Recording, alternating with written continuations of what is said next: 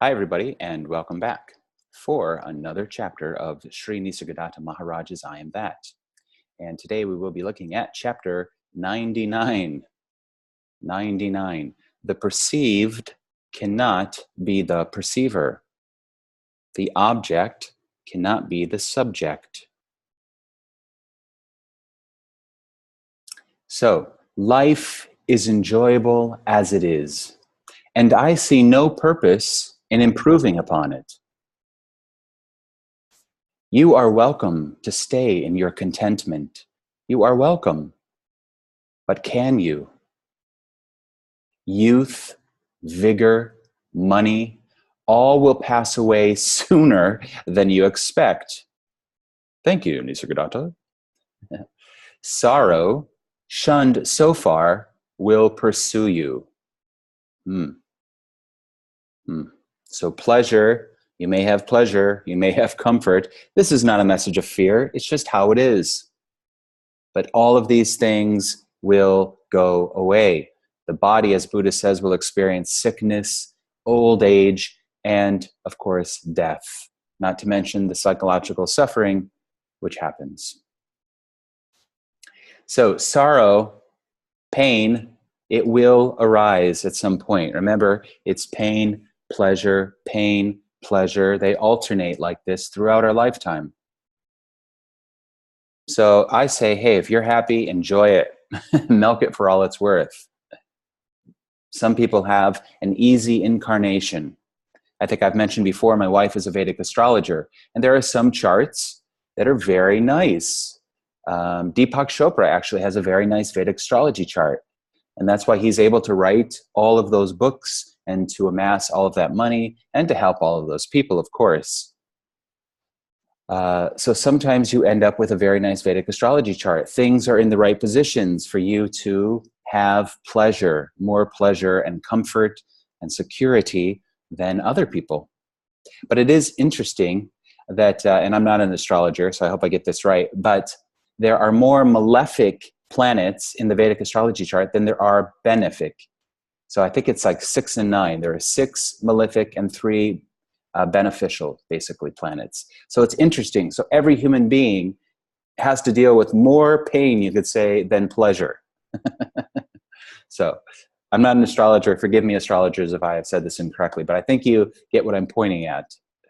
So anyways, if you want to be beyond suffering, you must meet it halfway and embrace it. Nisargadatta has said, if you want to go beyond anything, you must first bring it into conscious awareness. You must embrace it. You must see it in order to really let it go. Otherwise, it remains unconscious. And if it's not conscious, how can it be let go of? You have to be holding it first before you can let go of it. Ah, here is my anger. I see it. I feel it. I embrace it. Now I can let it pass through. I can let it move. Same thing with suffering. Many people, I don't know about many people, some people are in denial of their suffering. They don't even realize how much they are suffering. Ironically, some people are, I remember Stephen Levine saying that some people are in denial of their joy. For some reason, perhaps, probably, they've been taught, conditioned to believe that you shouldn't be happy. You know, there's too much suffering out there. You shouldn't be happy.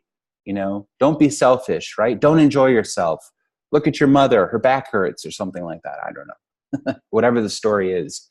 Or maybe you should be ultra religious and, you know, you should be very serious and you shouldn't laugh. You shouldn't enjoy yourself.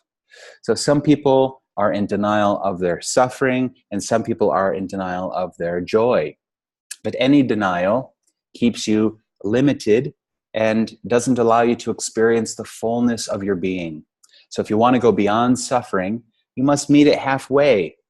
Embrace it, see it, investigate it. Why is the suffering there in the first place? Why are you unhappy? Byron Katie says, we suffer because we believe our stressful thoughts. And we believe a lot of thoughts which simply aren't true, but we don't question them. And so, unquestioned, we believe them, they have power over us, and they create suffering, or at least sorrow or pain, in the emotional body. So relinquish your habits and addictions. Let them go if you want, or continue to hold on to them. It's up to you. Live a simple and sober life. A simple and sober life. Don't hurt a living being. Be nonviolent in thought, word, and action. This is the foundation of yoga. To let go of habits and addictions, to let go of the body-based addictions and the mental addictions which we have. We are addicted to thinking. Of course, mostly we're addicted to the person, the ego. We're always thinking about me. The me is addicted to me. Me, me, me, me. I am the main character in my story. I am the most important person in the story. Yes, I care about these characters, but I'm mostly concerned with me. And I suppose that's natural. That's how it should be, because you can't actually take care of or control anybody else. You can only be with yourself and deal with yourself. This is what you are so-called responsible for. This body, the actions of this body, perhaps, not perhaps, but the thoughts of this body. I was going to say perhaps the thoughts even of this mind. Live a simple life. Remember, the mind likes to create a lot of drama. Look at the world. Look at all the movies that we go to watch. So much drama, fighting and war and suffering and pain and pleasure and love and sex and romance. And it's all very interesting. And that's why we get lost in the mind. It's very interesting. Again, if you want to enjoy that drama, enjoy it. But if you enjoy it to the extent that you forget who you are or what you are, or you lose your peace, or you get sucked into that drama, you get sucked into these fights and these wars, then suffering again will ensue. So if you live a simple life, a sober life, perhaps a life of renunciation in a sense, but again, you don't need to go to the mountains. You can just renounce your desires and fears right now. I let go of my desires, I let go of my fears, and I allow life to give me whatever it wants. Remember, the unexpected is the real.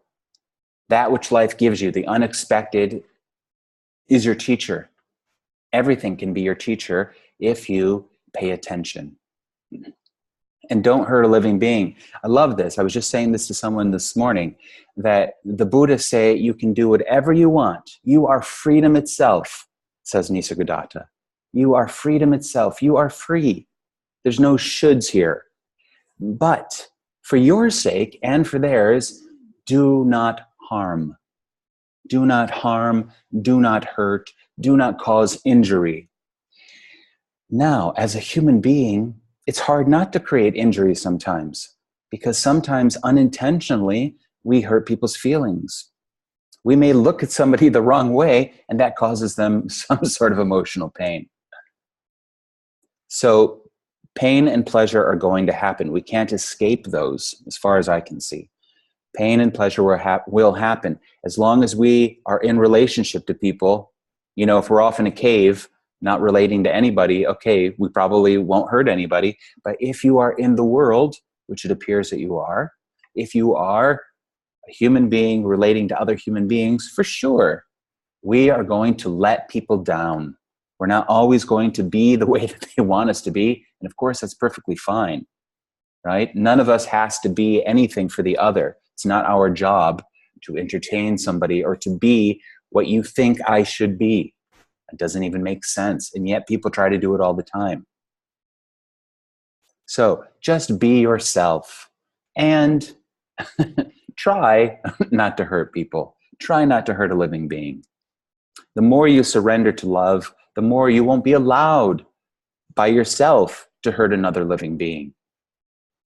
You know, sometimes a spider will be in the apartment or an ant, and seriously, I don't want to kill them. I don't want to hurt them. I just feel like, you're a sentient being. Mostly, I try to get them out of the house without killing them.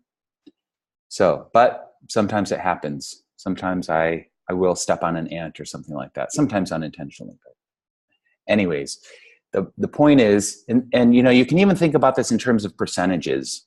You know, think of the most violent person you could think of, Adolf Hitler or something. I don't know, and think of the most saintly, loving, nonviolent person, perhaps Gandhi or a Jain. If you're familiar with Jains and Jainism, they're very nonviolent. They're the ones that wear the mask. They don't want to inhale bugs. They don't want to step on the grass even. They even don't really want to kill plants in order to eat them. So you could say there are two extremes. Try to find something in the middle. I'm mostly vegetarian, but I do eat fish sometimes. I love salmon. I love sushi. But mostly in our house, we basically don't, not basically, we don't cook any meat or any kind of animal product. And, and that's for many different reasons, for the environment, for just compassionate action, for not hurting another living being, also for health. To be honest, some of it's very selfish, right? I find that my body mind feels better when it doesn't eat animal product. But I've always had this tongue that loves food. So, you know, I love Thai food. And sometimes I like some shrimp in my Thai food. So again, but I have been vegan. There were many years where I was only vegan, and then I was vegetarian, and then I was pescatarian. So you can always experiment with how much with how much violence you're going to do in the world, I suppose, or how much killing you will do. This sounds very odd, right? I think I'll just be quiet now. But you get the point. There are levels and degrees of nonviolence, and everyone's going to feel that differently. I know some, I mean, Nisargadatta ate meat. I don't want to tell on people, but there are a lot of teachers I know of who are very famous non-duality teachers who eat meat.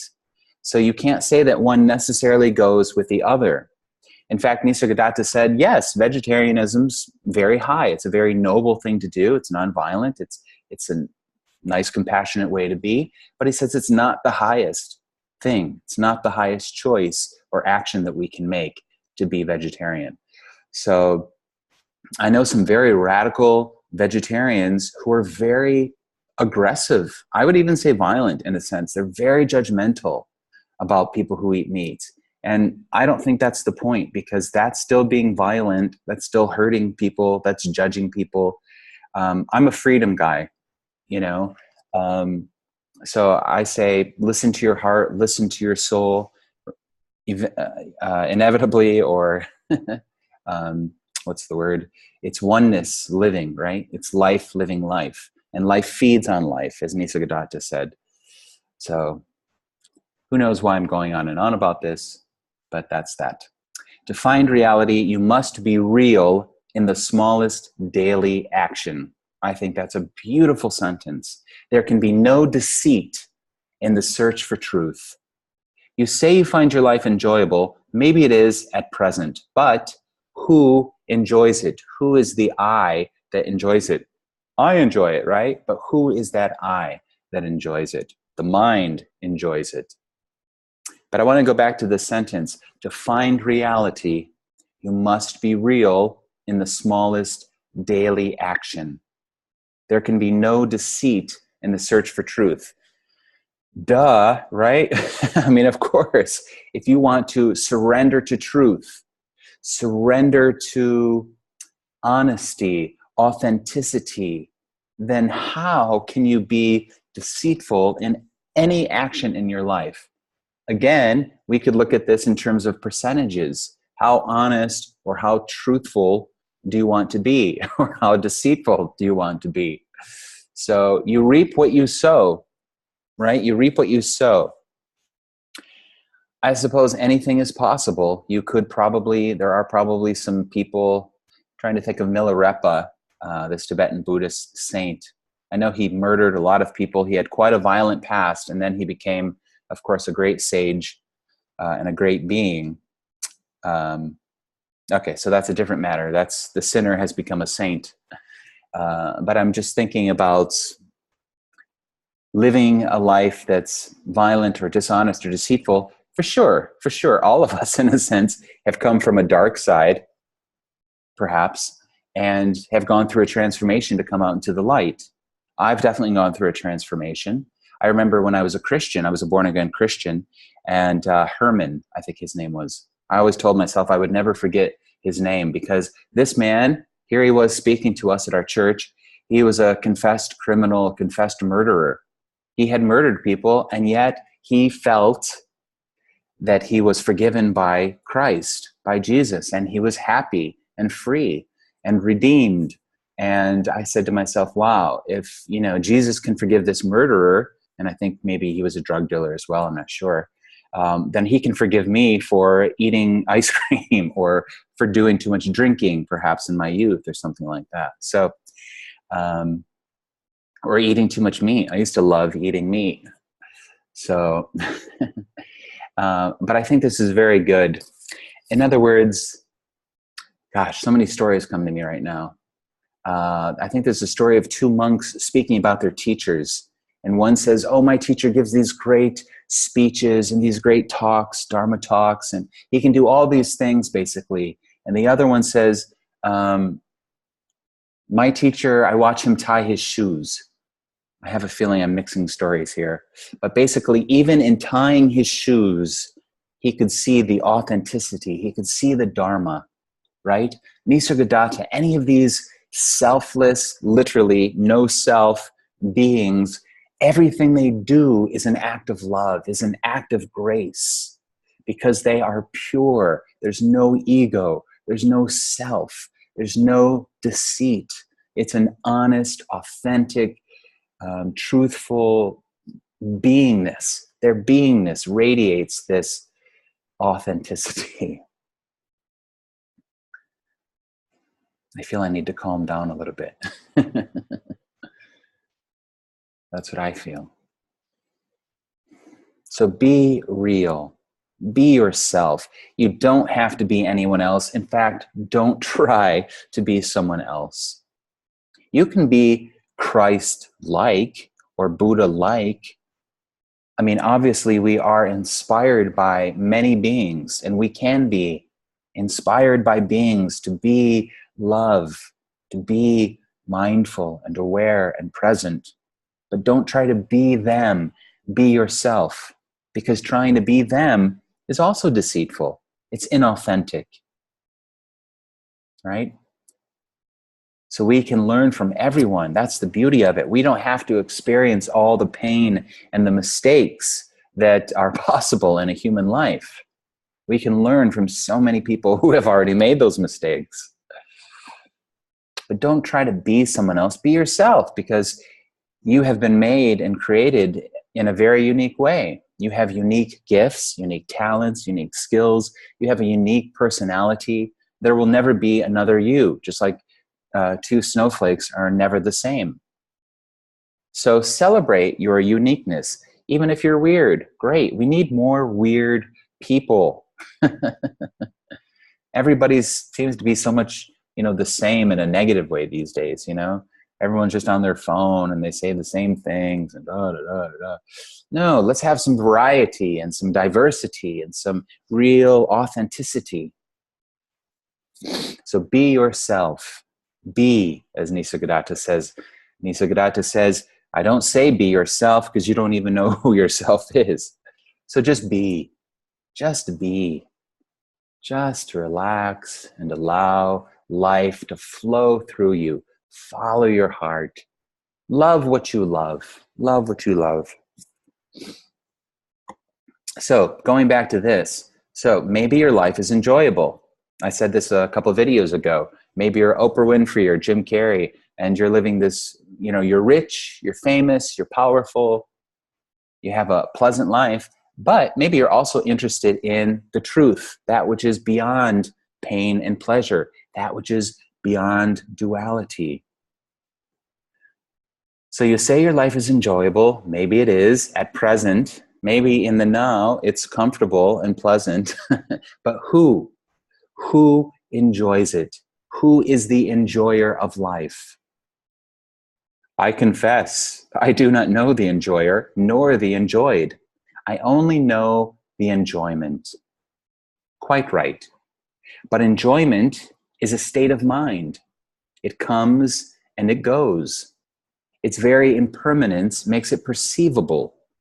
Enjoyment, it comes and goes. Happiness, it comes and goes. Pleasure, it comes and goes in various degrees and qualities and amounts.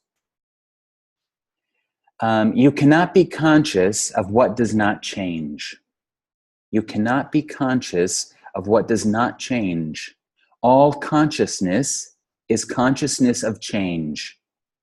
But the very perception of change, does it not necessitate a changeless background? So, for the umpteenth time, awareness does not change. Awareness does not change. Consciousness changes all the time. Awareness, as Adyashanti says, is the context. Eckhart Tolle says, the now, you are the now, you are the context, you are the awareness, you are the space in which consciousness appears and disappears. So what is consciousness? Anything that can change. Thoughts, feelings, emotions, sensations, memories, fantasies, images, imagination, time, space, here, now, the locations of here and now. So all of this changes, but the awareness of that change, the witness of change, the awareness of change, the space, again, the space in which change happens doesn't change. This room is full of furniture, but if I get rid of the furniture, the space remains. Emptiness remains. Nothing is the essence of everything. Nothing is appearing as everything. So as Nisargadatta says, you can have awareness without consciousness, but you can't have consciousness without awareness. How would you know there was consciousness if there wasn't the awareness of the consciousness? Yeah? So the awareness is primary. The awareness is first. The awareness is the space which allows that consciousness to be. If there's no space for that consciousness to appear in, then you can't have that consciousness. That's why Nisargadatta says everything that comes and goes is false. It's unreal. And the person, actually, the ego, isn't always there. You're not always aware of yourself as a person. It's not like it's a constant state. The person is unstable, as Nisargadatta says. You don't walk around saying, I'm a person, I'm a person, I'm a person, I'm a person. It's not like that. That sense, that experience of being a person, it's malleable, it's flowing, it's changing. It's a verb, it's not a noun. It's a process. The brain creates a sense of self. So it's a process, it's a verb. Between the remembered and the actual, there's a basic difference which can be observed from moment to moment. Here is the actual, right now, now, now, right now. But my memories of even 5 minutes ago are just that. They are images and memories that are appearing in the mind if I choose to focus upon them. So Nisargadatta says the now has a stamp of reality that makes it different from the past and the future. The past and the future only exist in the mind as images. Oh, I remember yesterday. I remember what I was doing yesterday. I was at the mall. I was talking to a friend. I remember that. Or imagining, wondering about the future. Oh, I wonder what I'll do next week when I'm on vacation. I wonder what I'll eat and what I'll do. These are just happening in the mind, images. But the now is now. I'm not just imagining this. Okay, there's some of that as well. The world is the mind and the mind is the world. But this is apparently happening right now. There is an aliveness right now. My heart is beating now. My lungs are breathing now. My awareness is awareness of now, now, and now. The timeless being. I am now. I don't need to imagine now. I need to be aware of now. I need to be mindful of now. I need to witness now. What am I thinking right now? What am I feeling right now? What am I perceiving right now? You cannot escape here and now. It can appear that way. You can get lost in your mind, or not lost necessarily, but consumed by the past. There are people who dwell on the past. Oh, I remember that. I remember the war. Or I remember maybe a good memory. Oh, I remember this girlfriend I had 10 years ago. Wow, there's never been another one like her or something. I don't know. So people are literally stuck in the past, stuck in their minds. Or people who are not here, they're always thinking about the future. Tomorrow, tomorrow, tomorrow, tomorrow I'll get it. Tomorrow I'll do it. Tomorrow it will be. Tomorrow it will happen. And then there are people who are trying to be here now. And you can feel it when you speak to people. Some people are really present. Some people are present. They are here and now. And some people, they're lost in their minds. And you're like, hello, where are you? Oh, I was just thinking, right? I was just thinking about something. I hear noises in the hallway.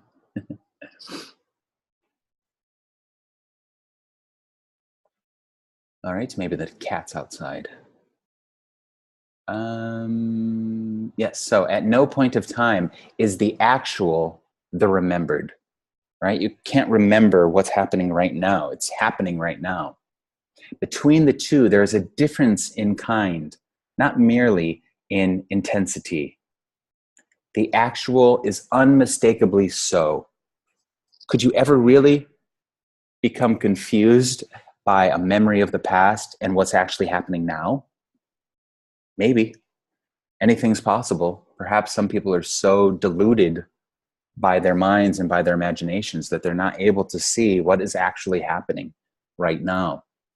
By no effort of will or imagination can you interchange the two. You can't force the past to be the now. It won't happen, nor the future. You can only have the now. You can only be in the now because you are the now. You are the context. You are the space. You are the now. You are the reality you are seeking. And you are the seeker, the awareness of.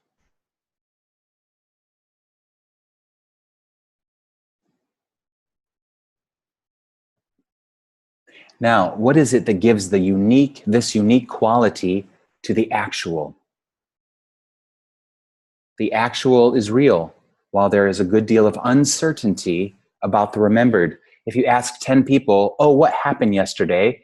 All of them will give you just a little bit of a different rendition of the story. If there are 10 people, there are 10 perceptions of reality. So memory cannot be, you can rely on memory to an extent, obviously, but not specifically. After time, people start forgetting parts of the experience. So it's not to be 100% relied on. Quite so, but why? A moment back, the remembered was actual. In a moment, the actual will be the remembered. What makes the actual unique?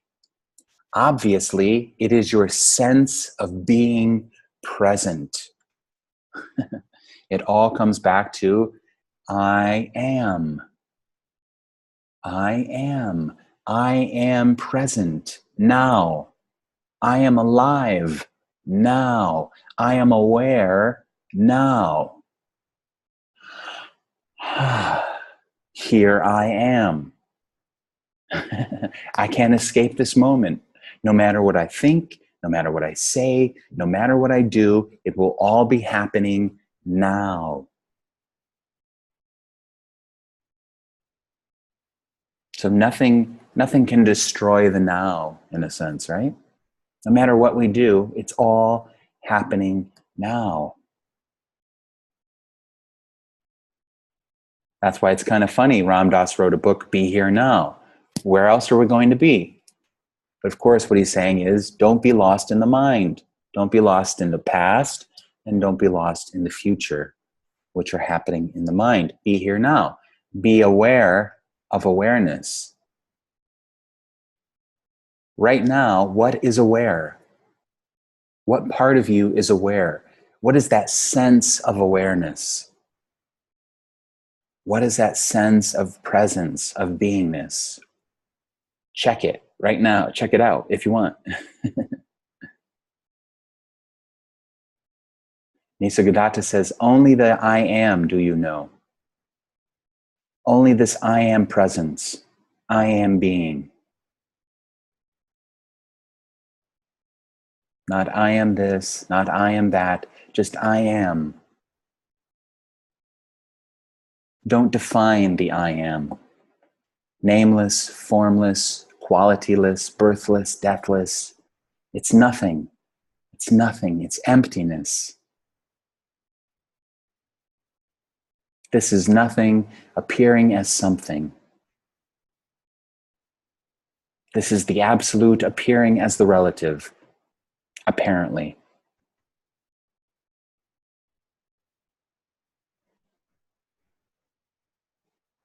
And when you sense the presence, then be the presence. Be the presence. Realize it never leaves you because it is you.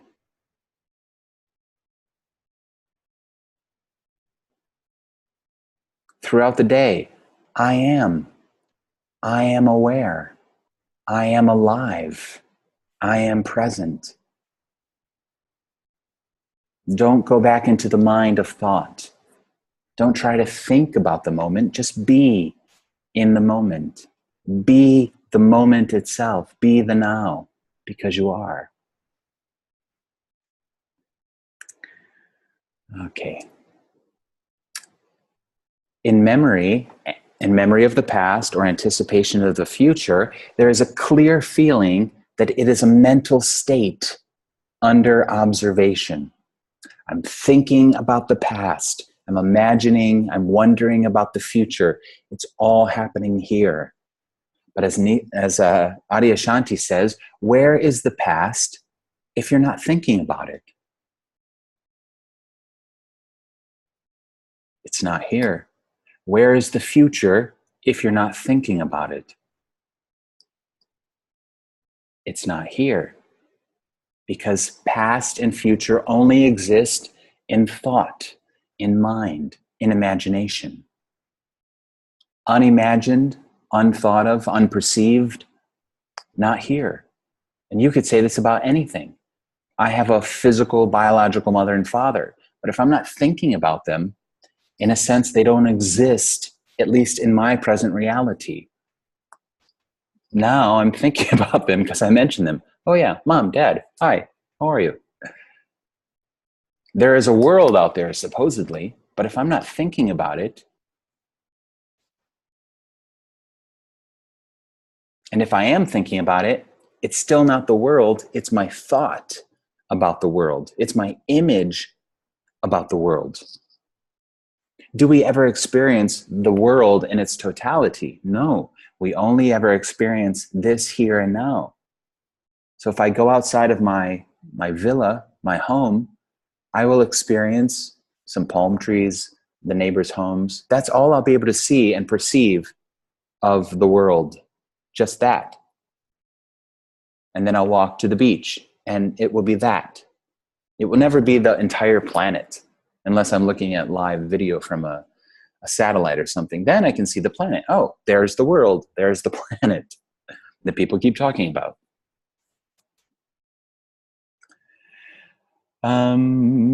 So in memory and anticipation, there is a clear feeling that it is a mental state. Under observation, who is the observer? Who is aware? Who is witnessing these images of past and future? While in the actual, the feeling is primarily of being present and aware. It's right there. Being present and aware. I am present. I am aware. I am here and now. What do I perceive using my 5 senses? Are there any thoughts? Not really. Any specific feelings? Not really. What is happening here and now for you? Don't try, don't struggle, I'm aware. Don't try to be aware. You are aware. Look, try to be as relaxed as you can. I'm totally relaxed. Did awareness go anywhere? Did it really intensify? Actually, it might intensify if you relax. If you're focused too much, you might miss out on a lot. So allow awareness to be 360 degrees. Allow awareness to be universal, if you will. Can you be aware of this room or your room all at once? And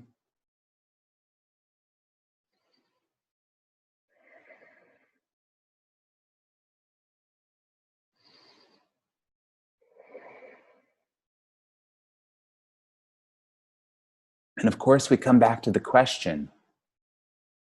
I said, I am present.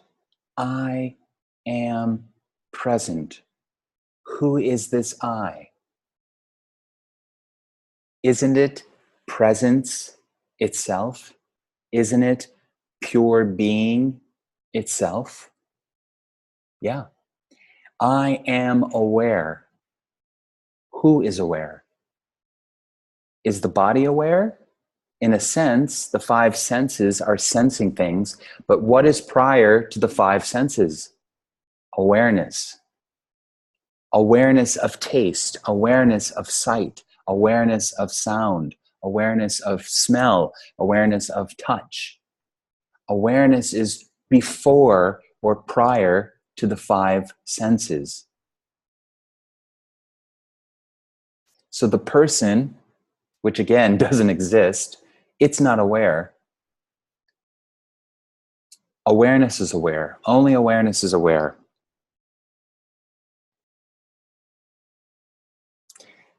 This is not something to be debated, or you can debate it. But so yes, there are processes, I don't know them all, with the brain, with the nervous system, with the 5 senses, right?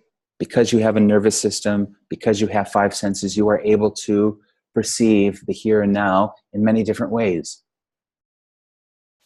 But my experience is that the awareness is prior to the nervous system.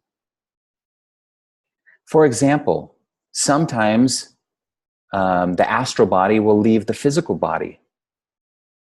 So something is out of the body, which means the nervous system is no longer in play.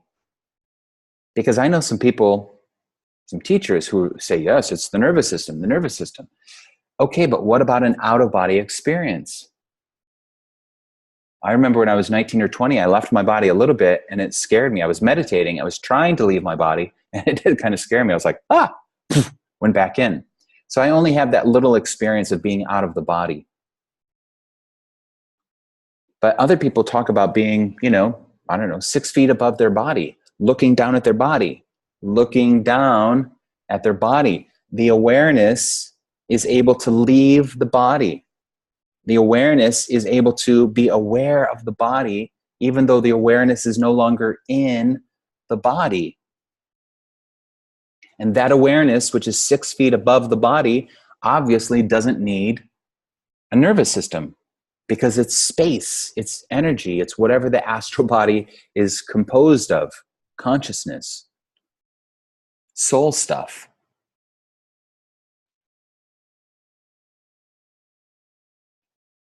So again, you can have awareness without consciousness, but you can't have consciousness without the awareness. The awareness is the primary thing.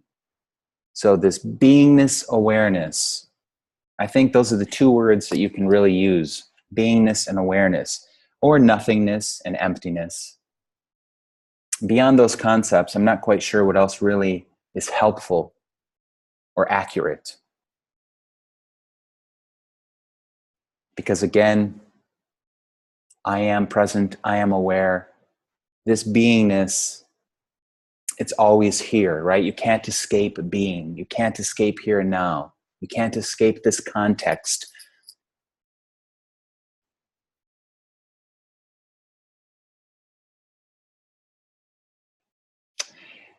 Okay, it is awareness that makes the difference between the actual and the remembered. One thinks of the past or thinks of the future, but one is present and aware in the now as the now.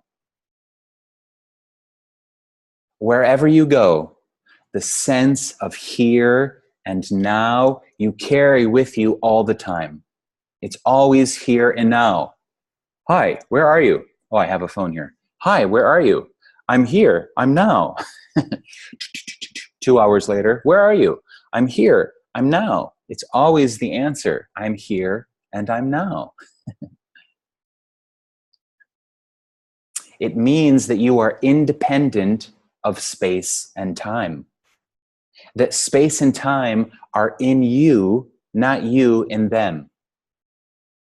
It is your self-identification with the body, which of course is limited in space and time, that gives you the feeling of finiteness. In reality, I love when he says that, in reality, you are infinite and eternal. In reality, you are infinite and eternal. In reality, you may be experiencing yourself as a finite being, as a finite body and a mind. But what can happen is that energetic contraction can dissolve and disappear and relax and let go. And then there is nothing left. Nothing remains. Emptiness, fullness. Emptiness, fullness. You are the infinite. In reality, you are the infinite and the eternal, the timeless being. Here, now, everywhere, always, omnipresent and eternal, and yet always fresh and new, fresh and new. The now is pulsating from moment to moment, fresh and new, and yet deep, timeless, eternal nature.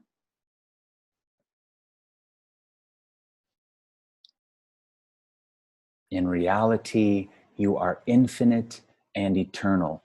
The body was born, the body will die. The person was created at about 1 or 2 years of age. The person will disappear and dissolve. So the body and the mind, the brain, all of these things were created. They had birth, they will live, and they will die. But you are eternal. As what? As nothing. As emptiness, fullness. As beingness, pure being, beyond awareness and consciousness, beyond space and time. The self you want to know, is it some second self? Are you made of several selves? Surely there is only one self, and you are that self. I am. I am. Now in the mind, there might be many different self-images competing with one another. But those aren't you anyways. Those are just images of the person that you believe yourself to be. The self you are is the only self there is. So don't worry. You don't have to attain something. You definitely don't have to become something, because what you are, you have always been, and you always will be. Be what you cannot not be. Be what you cannot not be. This. Remove and abandon your wrong ideas about yourself. And there it is in all its glory. It is only your mind that prevents self-realization, I will say, or self-knowledge, not knowledge of the egoic self, but the pure absolute self, the Atman, the Parabrahman. So remove and abandon the wrong ideas about yourself. Are there any correct ideas? Perhaps, but all ideas are only ideas, and they are therefore limited. You are not a concept. You are beyond concepts. So even the greatest concept, which I would say, as I just said earlier, beingness, awareness, consciousness, life, love, these are great concepts. They're helpful pointers. But even those, it's not about believing concepts. It's about going beyond concepts, going beyond the mind, or realizing that which is prior to concepts, prior to the mind, which is nothing. Emptiness. This is already emptiness, fullness. This is real and unreal. This is the Parabrahman. God is what is. God is this. And it's the absolute appearing as the relative, nothing appearing as everything, but not two, Advaita, one. One. Two sides of the one coin, but there's no coin. There's no object. It's not a thing. It's nothing tangible. It's formless, nameless, birthless, the ground of being, the unmanifested, the void, no self, no person, no ego, no entity, nothing, beyond, totally beyond, gate, paragate, parasangate, bodhiswaha, beyond. How am I to be rid of the mind? Always the how question. And is life without the mind at all possible on the human level? In other words, the ego will always tell you, you need me. If you don't have me, you will drool and, you won't be able to feed yourself or function in the world. But what I have heard from self-realized beings is that functionality actually improves. Functionality increases. Wisdom, intelligence, creativity, love, compassion, all of these qualities that we have wanted for so long, they actually start to bloom, blossom, increase, and expand without any effort. Without any effort, they naturally just arise. Remember, the ego is only limitation. So getting rid of limitation, getting rid of fear and contraction and obsessive desires can only create a relaxed, more relaxed being, a more relaxed personality, to let go of all those neurotic fears and obsessive addictions. There is no such thing as mind. Or we could have just said that. So how am I to get rid of the mind? Guess what? No mind. There is no mind. Can you show me the mind? You can show me a brain. We can do some surgery right now and pull out the brain. And the brain, it's amazing. It's an amazing 3-pound or whatever blob of flesh that does some amazing things, but no mind. There are ideas, thoughts, which are pretty amazing, even thoughts, that we can see thoughts, perceive thoughts. They appear and disappear, and some of them are correct and some of them are wrong. Abandon the wrong ideas, for they are false and obstruct your vision of yourself. Again, Byron Katie says, we suffer because we believe stressful, wrong, false ideas. 2 plus 2 is 4. That's true. 2 plus 2 is 5. Not true. So if you go around believing 2 plus 2 is 5, something in your being won't feel right.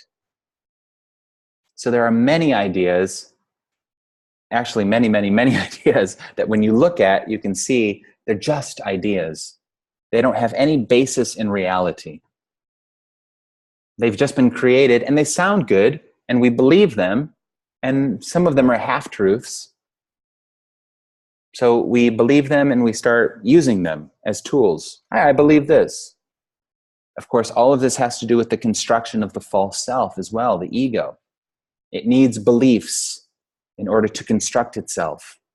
I am a person and I believe this.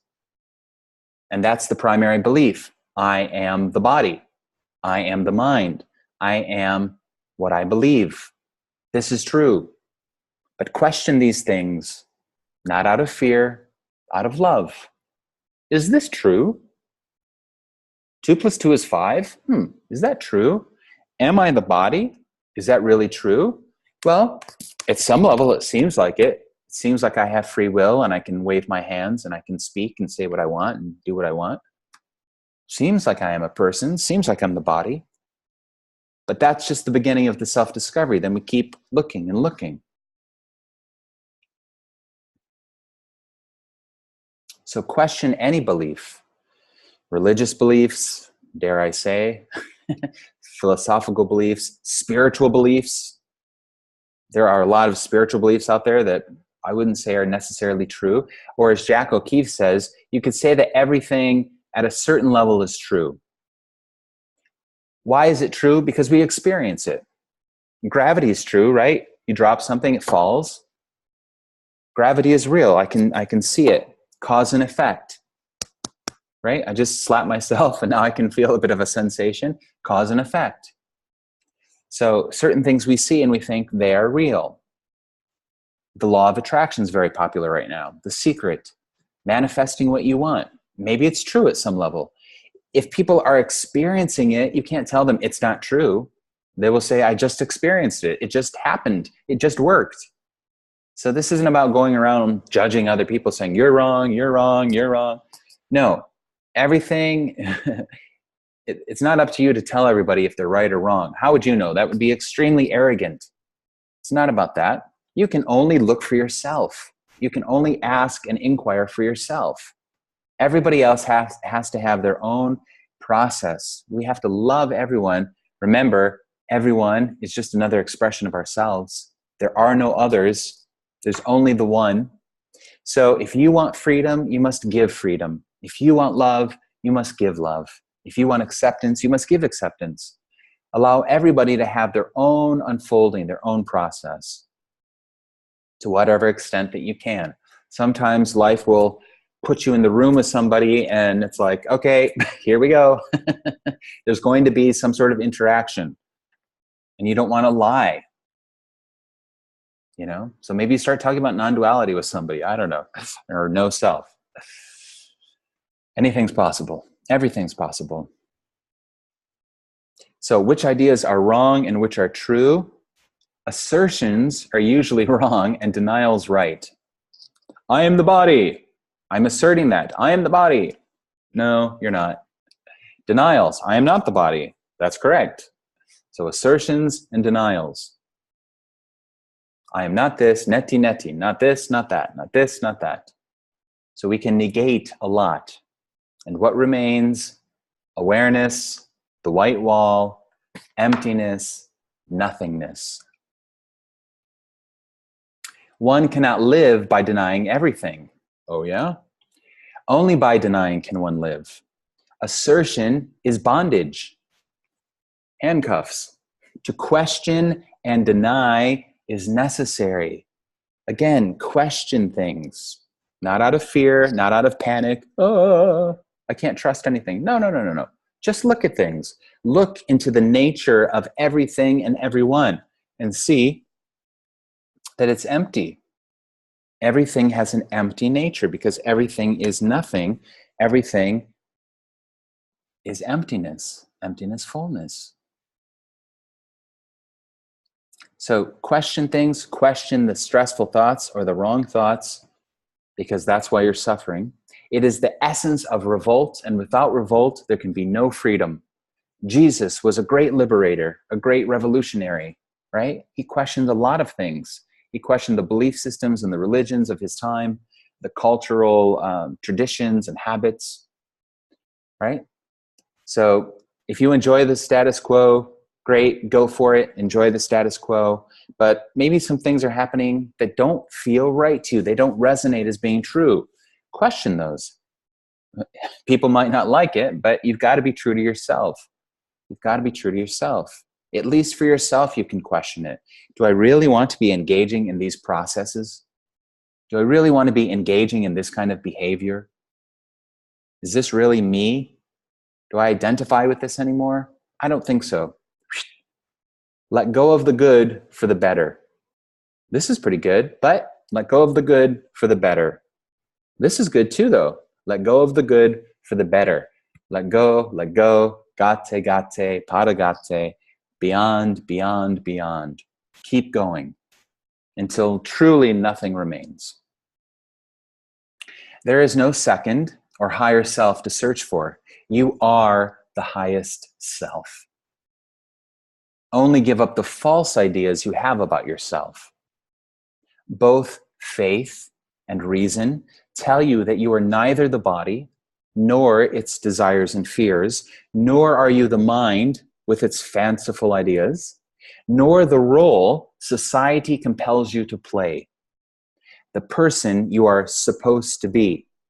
Give up the false, and the true will come to you and out of you on its own. You say you want to know yourself. You are yourself. You cannot be anything but what you are. Is knowing separate from being? Whatever you can know with your mind is of the mind, not you. About yourself, you can only say, I am. I am aware. I like it. Okay. I am aware. I like it. How about that's our homework for today? Just repeating as a mantra, as an investigation, I am present. I am here. I am now. I cannot escape here and now. I am aware. I am alive. I am conscious.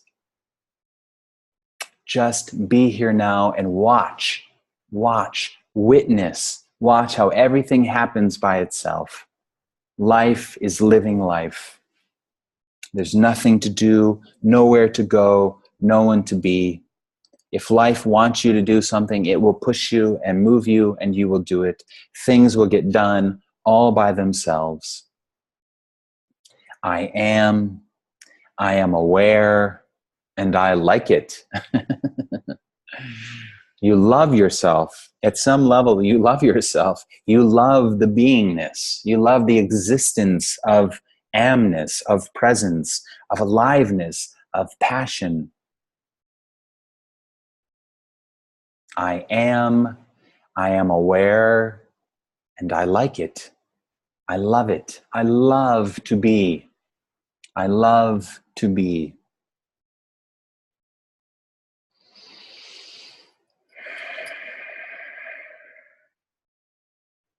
Shri Ram, Jai Ram, Jai Jai Ram. Shri Ram, Jai Ram, Jai Jai Ram.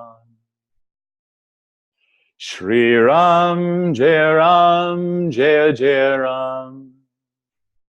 Shri Ram, Jai Ram, Jai Jai Ram. Shri Ram, Jai Ram, Jai Jai Ram. Shri Ram, Jai Ram, Jai Jai Ram. Shri Ram, Jai Ram, Jai Jai Ram. Shri Ram, Jai Ram, Jai Jai Ram. Shri Ram Jaya Ram Jaya Jaya Ram. Shri Ram Jaya Ram Jaya Jaya Ram. Shri Ram Jaya Ram Jaya Jaya Ram. Om Shri Ram Jaya Ram Jaya Jaya Ram. Shri Ram Jaya Ram Jaya Jaya Ram. Om Shri Ram Jaya Ram Jaya Jaya Ram. Shri Ram Jaya Ram Jaya Jaya Ram. Om Shri Ram Jaya Ram Jaya Jaya Ram. Shri Ram Jaya Ram Jaya Jaya Ram. Om Shri Ram Jaya Ram Jaya Jaya Ram. Shri Ram Jaya Ram Jaya Jaya Ram. Om Shri Ram Jaya Ram Jaya Jaya Ram. Shri Ram Jaya Ram Jaya Jaya Ram. Om Shri Ram Jaya Ram Jaya Jaya Ram. Shri Ram Jaya Ram Jaya Jaya Ram. Om Shri Ram Jaya Ram Jaya Jaya Ram. Shri Ram Jaya Ram Jaya Jaya Ram. Om Shri Ram Jaya Ram Jaya Jaya Ram. Shri Ram Jaya Ram Jaya Jaya Ram. Om Shri Ram Jaya Ram Jaya Jaya Ram. Shri Ram Jaya Ram Jaya Jaya Ram. Om Shri Ram Jaya Ram Jaya Jaya Ram. Shri Ram Jaya Ram Jaya Jaya Ram. Om Shri Ram Jaya Ram Jaya Jaya Ram. Shri Ram Jaya Ram Jaya Jaya Ram. Shri Ram Jaya Ram Jaya Jaya Ram.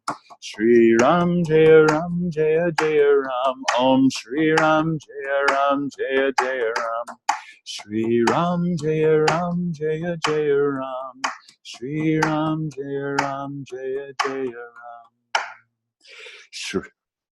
Shri Ram Jaya Ram Jaya Jaya Ram. Om Shri Ram Jaya Ram Jaya Jaya Ram.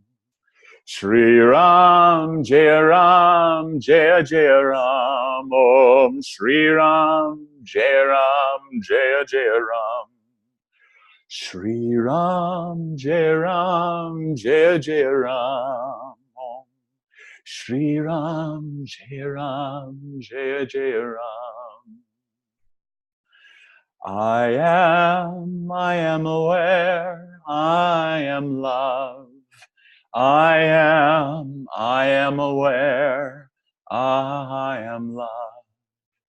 I am aware, I am love. I am aware, I am love.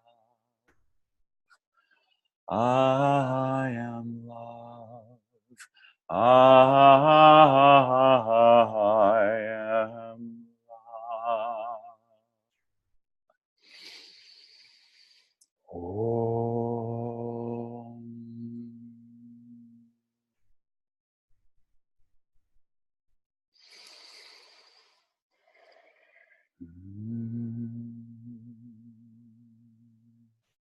I am aware, I am love, I am space, I am nothing, I am everything, I am no one, I am peace, peace, peace.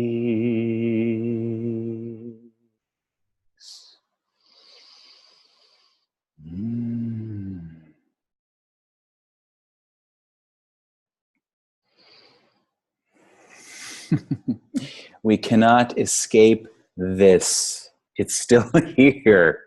Beingness is always here. It is the one constant. Beingness, awareness, space, emptiness, fullness, love, silence, stillness, always here, always now. And you are that. You are that.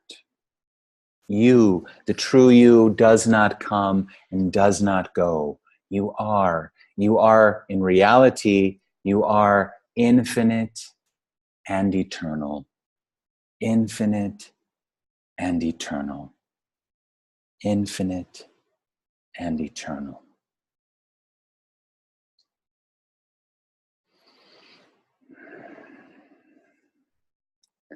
Thank you, Nisargadatta Maharaj. Thank you, life. Thank you, God. Thank you, love. Thank you, Parabrahman. See you again soon. Namaste.